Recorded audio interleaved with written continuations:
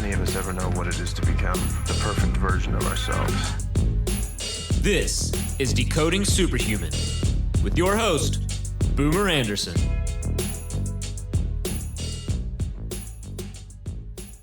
The sponsor for today's podcast is Neurohacker Collective. The chairman, Jordan Greenhall, has been on the show to talk about one of my favorite topics in episodes to date, sovereignty. And the medical director has also been on the show to talk about unleashing your human potential through epigenetics. That's Dr. Daniel Stickler. But why do I love Neurohacker Collective so much? Well, frankly, it upgrades me on a day-to-day basis. Actually, I take their products 5 out of 7 days of the week. Their original Qualia stack is something that I absolutely and still thoroughly enjoy. It's packed with over 40 premium brain nutrients to immediately enhance your focus, energy, mood, creativity, and all while supporting your health. Their new flagship nootropic, Qualia Mind, is a premium nootropic supplement that helps support mental performance and brain health. And frankly, with both products, I do not get the crashes that I commonly get with nootropics and other supplements. So I want you to go over to their website and check it out when you have a chance. It's neurohacker.com.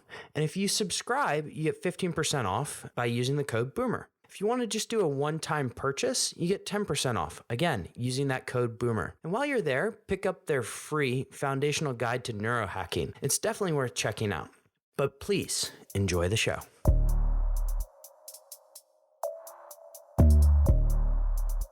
Satu, how are you? Good. How are you, Boomer? It's great. It's sunny, kind of, in Amsterdam, and it's past daylight savings. How are you feeling? I'm feeling very energetic today because it's also sunny here in Sweden. It feels like it's really spring. So it's great. So it's fitting that we talk about the office environment, right? So Yeah. We're all looking outside right now. It's a beautiful day. And in fact, many people have different situations than us, right? We both work in flexible working spaces. We can effectively work from anywhere. But let's talk about that. Let's talk about corporate offices because that's the topic today. How to improve your corporate office environment. So Satu, if it's okay with you, I want to just outline sort of what a typical corporate office environment looks like. And then I want to hear your thoughts on really problems with that, but also how we can start optimizing. Perfect. I'm going back now. I'm going back like a few years, banking days. You walk into the corporate office, and by all means, a trading floor is not a normal corporate office. So let's just describe a normal corporate office.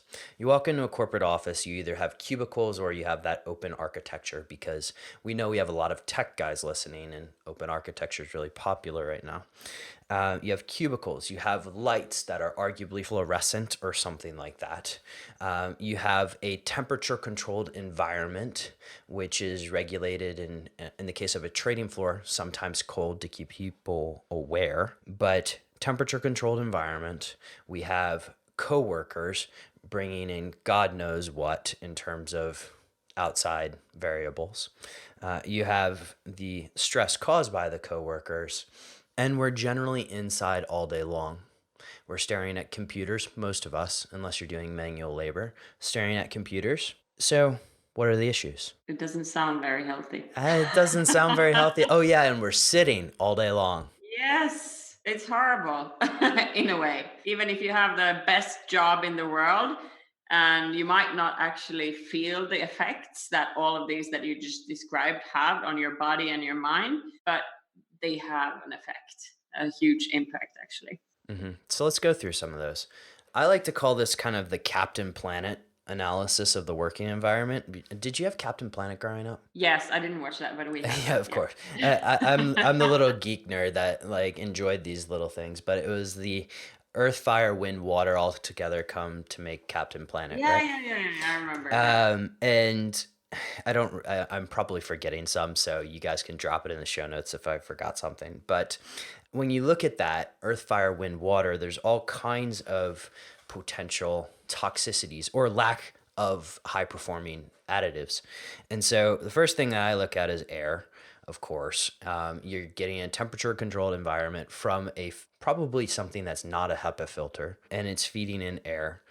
And what do we know about air, Satu? Well, we need air for our brains to be working in the optimal way, and our bodies, whether it is we think or we move, we need air. And I think the air quality in most of the offices around the world that I visited, you actually start sensing that it's not good quality air after a while, unless you go to these super modern offices with plants on the wall that we're probably going to touch upon later.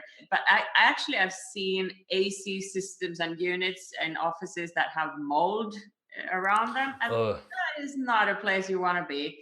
And I've been to those places. So imagine what that does if you sit there 20x days a week, a month, and for 8 to 12 hours, 13 hours, 16 hours. That's crazy. Yeah, it's insane. The next one in the Captain Planet trio, or quadruple, whatever you want to call it, light. One of the things that we commonly see is this kind of fluorescent lighting in offices. And they tend to blink as well. Yeah, they tend to blink, and then you're in front of this thing called a computer all day long.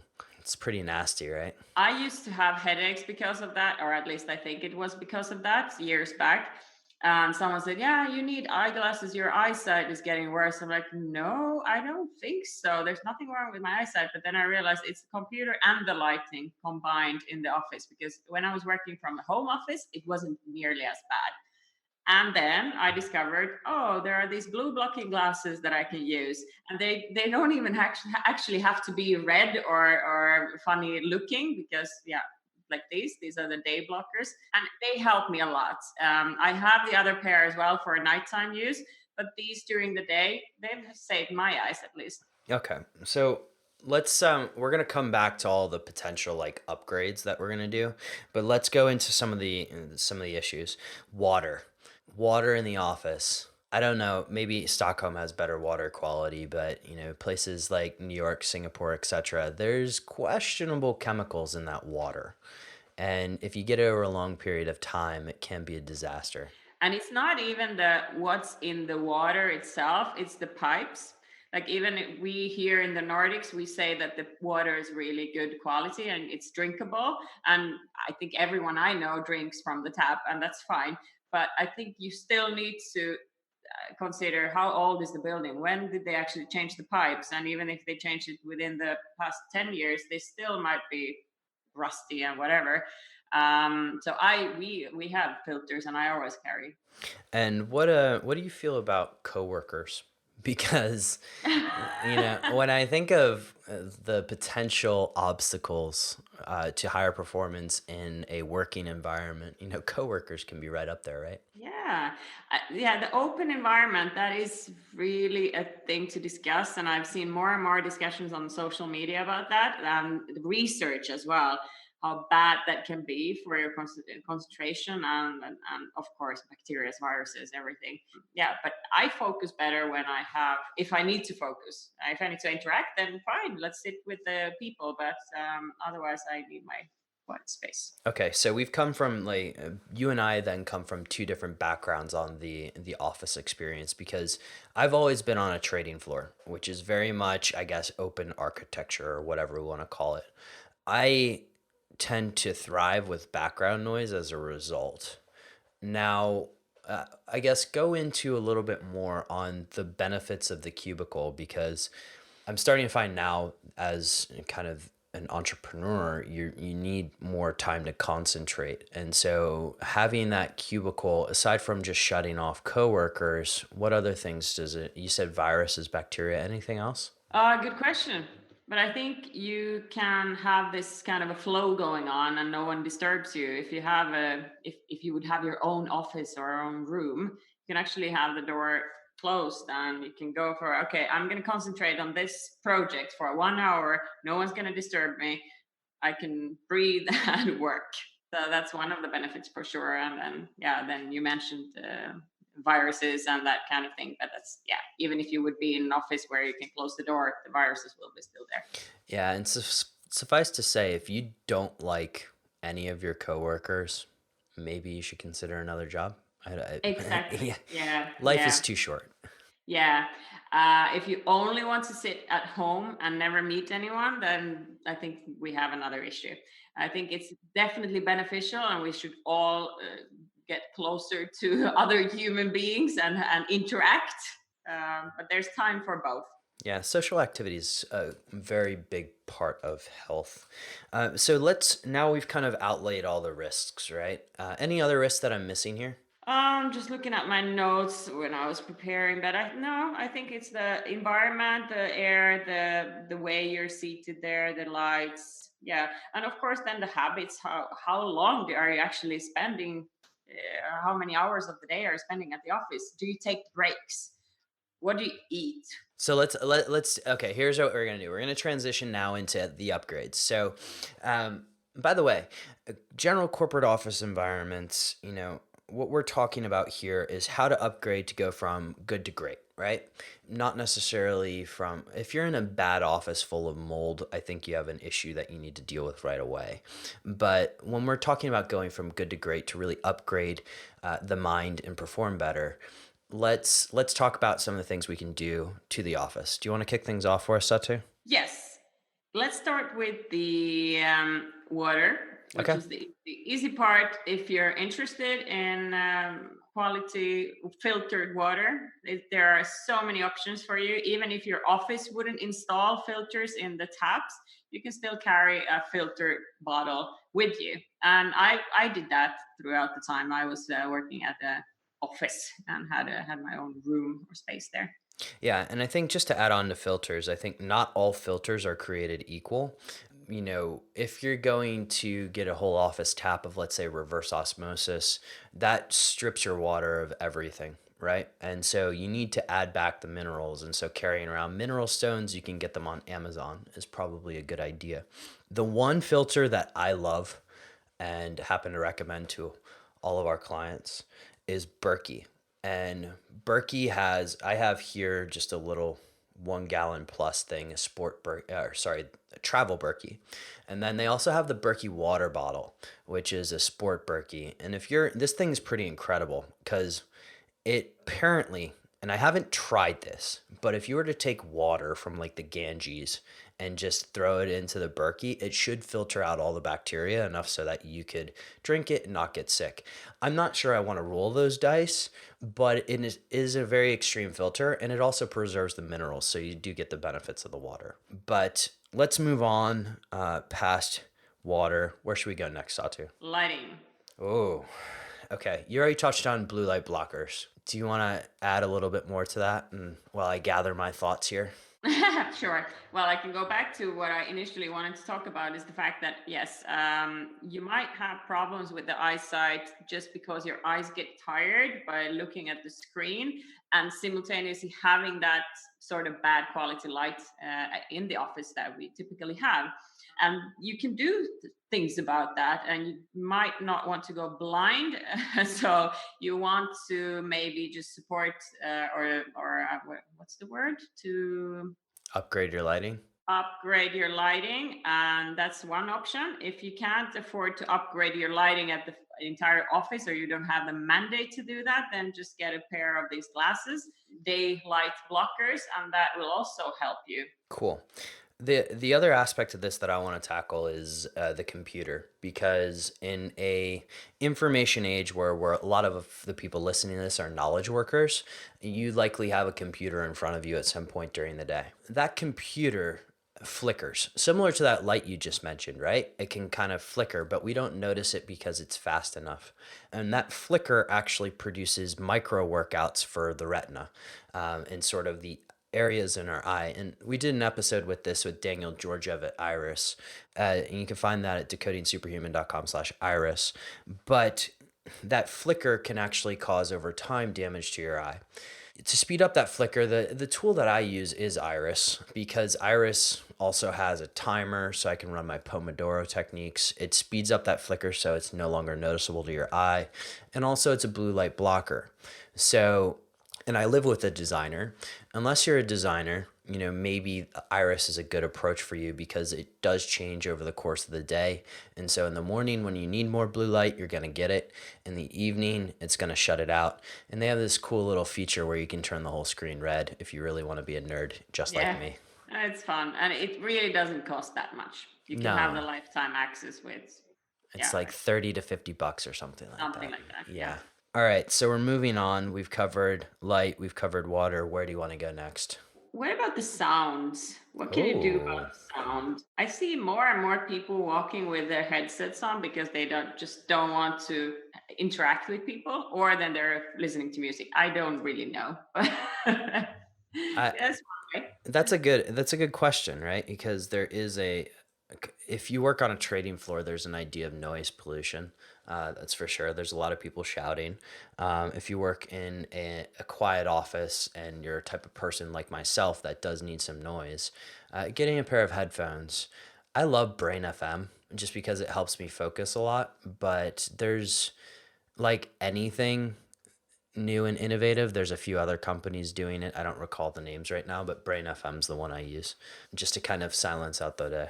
That's perfect. So I think there are things you can do. Many offices do have these kind of sound isolating booths as well when you actually have to take a call that is very important and if you don't want to have noise. And there are new companies popping up as well. I heard about a company called Framery and they're doing these kind of sound isolated booths that are really cool. So there is stuff happening on that market as well. I think another topic we should talk about is the how do you schedule your day, because that's something an individual can impact on. Yeah, I think that may be a productivity discussion, right? Because that could be interesting.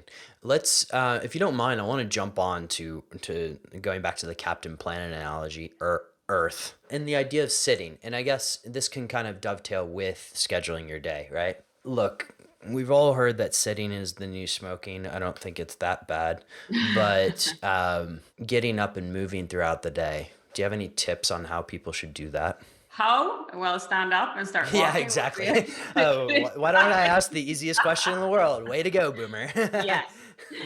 And then how often or how should you actually do that? You can actually set reminders. You could have a reminder every hour just to move or do something. Some people like to actually do a mini workout, and maybe not every hour, but midday or something, they can do some push-ups on the floor or just go for a longer walk or get some fresh air, go out. I had a previous colleague who always during lunch, I think he took all the stairs that he could, and then he did some push-ups, and maybe he already found a pull-up rig also somewhere. So you can be a little bit creative. Yeah, I think this lends itself to something like the Pomodoro technique, which you just have minutes of productivity, and then you have minutes of rest and break. With my Pomodoros, I do some of the things it sounds like your colleague does.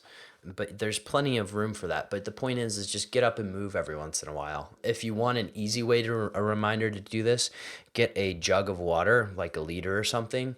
And every time you finish, you will need to go to the bathroom. And so that'll remind you to get up. One of the things that I used to love doing was scheduling walking meetings. So like, let's go walk, grab a coffee. That's 20 minutes right there. Come back and you're kind of ready to go again. And that's just a way to not only move, but also get outside, get some fresh air, because that's kind of when we talk about Earth, getting outside, getting fresh air is very important. Absolutely. So I think the only benefit that the smokers got from the smoking is actually that they had to go out and they got the fresh air. No, but yeah, remember to go out, not just to sit 8 hours in the office. Hmm. Awesome. And then the last one, I guess, is coworkers. How do you upgrade your coworkers or the people around you?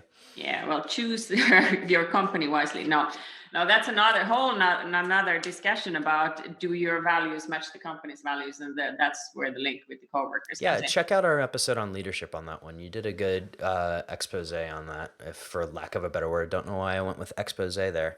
But also, just stress resilience in general. We've done numerous podcasts on it, but building stress resilience, having a gratitude practice, all of that stuff can help you combat the day-to-day landmines that come with working in an office. Anything else we should add, Satu, or should we wrap it up? Yes, let's wrap it up. I think this was some good advices. Hopefully people will benefit from that. I think the key is to understand what do you need when you're at the office, and be proactive.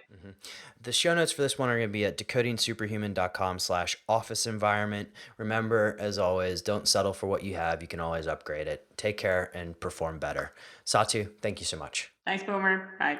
Superhumans, before you go, can I ask 2 favors? Did you enjoy that episode? If so, can you send me an email at podcast@decodingsuperhuman.com? Provide any feedback, positive or negative. I would love to hear from you. And for those of you who have really taken advantage of that, you know I respond to each email. Secondly, if you did enjoy the episode, can you head on over to iTunes, SoundCloud, Spotify, Stitcher, any one of your favorite podcast listening platforms, and give Decoding Superhuman a 5-star rating. It would really be appreciated. And then finally, for those of you who are looking at taking an informed approach to health, head on over to decodingsuperhuman.com. Check out what we have going on over there, and if you want to schedule a free 15-minute discovery call with me, you're going to have that option. Superhumans, have an absolutely epic day, and remember as always, choose health.